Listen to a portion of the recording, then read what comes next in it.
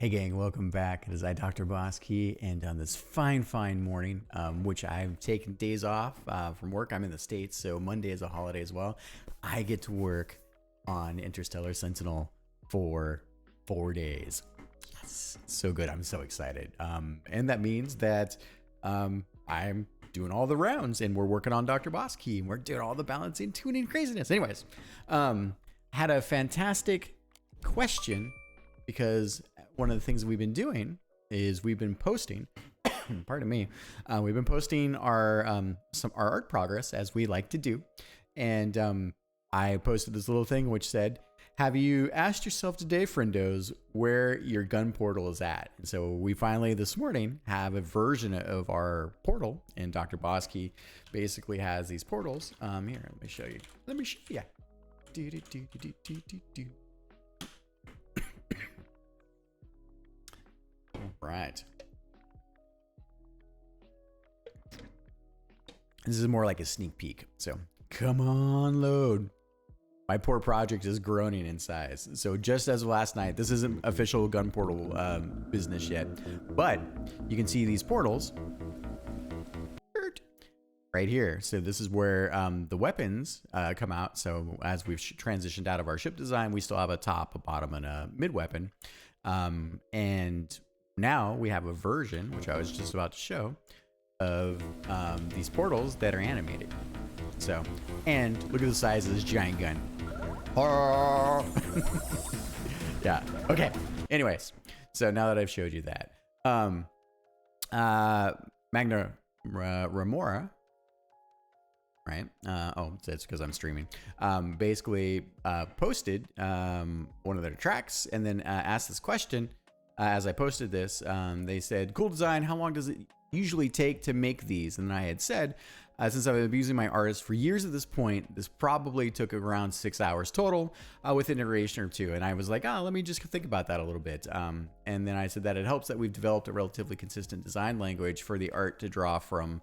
So, I mean, a lot of times when I'm like, hey, let's do a portal thing, my artist is so good, and we have such a catalog of the work that we've done, because not only just the art for the game itself, but we have a body of work that we've been working on since 2019. It was part of our Twitch show, and animations and characters and world building, and all of that is still what's also powering a lot of what the game is. And then as we've been working on the game has also allowed me and us to expand sort of the additional world building elements, minor creatures, side characters. So it's just fun to be in the kind of creation machine. And so I've got a whole process that I use for that. But anyways, so and then I went looking, so I found this, and this is basically the scythe attack, and I thought I would give you the sneak peek. So here we started. So here I had basically, this was just me prototyping, and I found this this cool kind of sprite sheet that's I believe from Castlevania Symphony of the Night, one of my most favorite games of all time. And I really was like, it kind of inspired me, and I wanted to do, and this actually started as a boss attack, this particular graphic. So here's an example of the boss attack itself. So kind of a little bit more of the bullet hell for Reaperus. And so I just, when I was laying the tracks along, basically doing the design work and doing the prototype animations and all that, as I was learning the engine on top of it, meant that there was boatloads of work to be done by art. And we basically went from the start of the game through. And so as I was laying the tracks for the train, my artist would come back through, and then we would do that. So yeah, so that was like a setup there. I have a little temporary sprite sheet to give him an example of what it was. And then, he and I have gone through a ton of things where it's like, hey, this is what glows mean for us. This is what it means. He hasn't done any frame animations really up until this project. So, and establishing those aspects really has built confidence between us. So yeah, so he delivers a version. It's like, cool. I look at that and then give a round of feedback. This was back in May, in which we were doing this, because this is one of, as we were finalizing details before launch. And then he then comes back, and I give the feedback, and you can see we've got a couple iterations here that's coming well. We did one version where we had kind of the sickle or the scythe itself spinning, so it feels like it's cleaving the air and then leaving the rune behind, which I really liked. So and then we do the iterations. So that was and like iterations depending on how complex it can, it's not free. It takes a couple hours, but we wound up doing these. I mean, as we got going here, so that was May 26th. I mean, I initially started, so in April, I laid down a card for this. This is Trello. This is the way I use this. And then we just use this as our log for every piece of art that we do because it helps focus the conversation. And we can link things and do stuff, which is great, and leave videos and all that. And then you can see over the course of the time, so May 26th, we posted a couple things.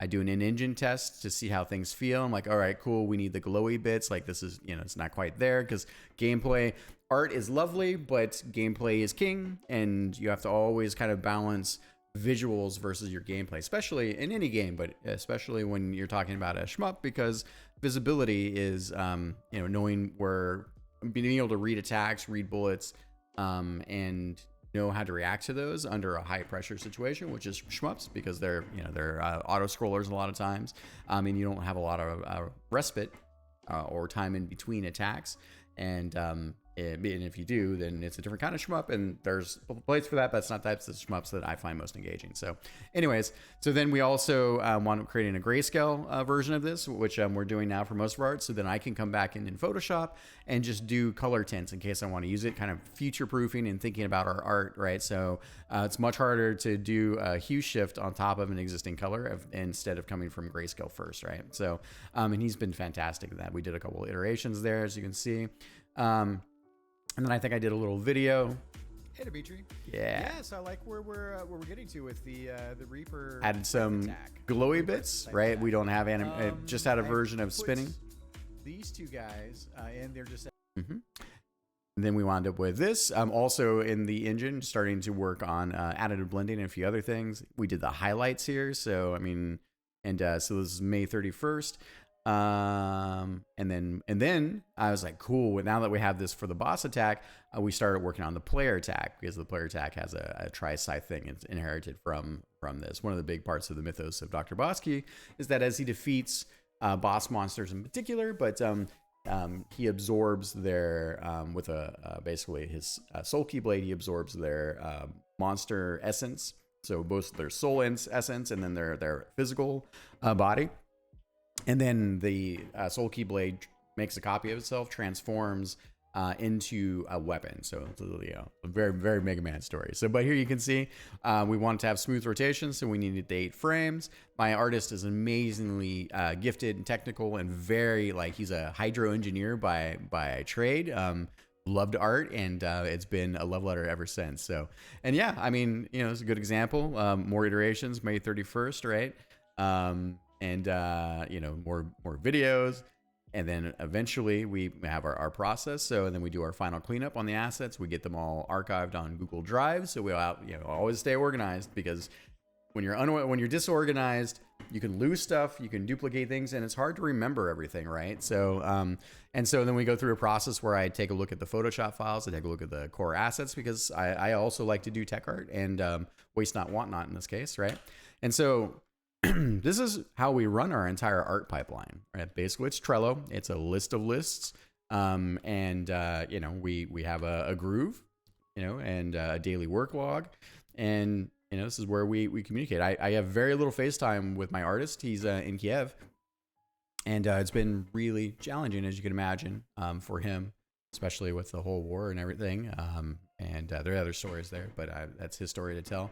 But if I zoom out on this thing, on this Trello board, and it's kind of cool just to see, here's all of our completed projects. So every basically element that we create for the game is a Trello card. I mean, and you can take a look at all this stuff. This isn't all for the game in this case, but we did a DrBossKey test here, of course.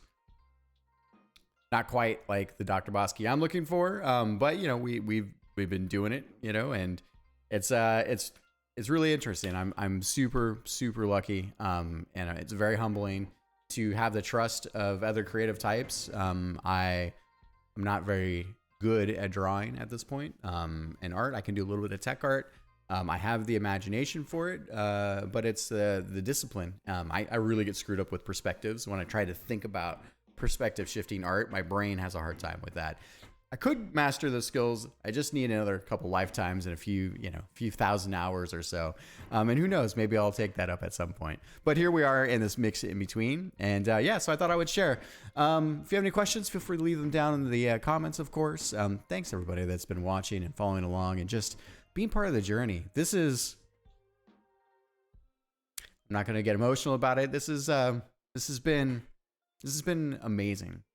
And it's been amazing to find community and like-minded people. And, I've literally grown up my whole life playing shmups, playing shooters, shoot 'em ups, right? And to be in a place in my life where I can take all of this game knowledge and craft and have the time and opportunity to realize, and this is going to be our only game, but to realize this game, we're not quite there yet. Like, we're getting close, right? But to realize this game, and then all the other games I want to build in the space has been nothing short of remarkable. And it's been amazing to chronicle this and share it with everyone. So thank you. Thank you for being part of that. Talk to you soon. Bye, everybody.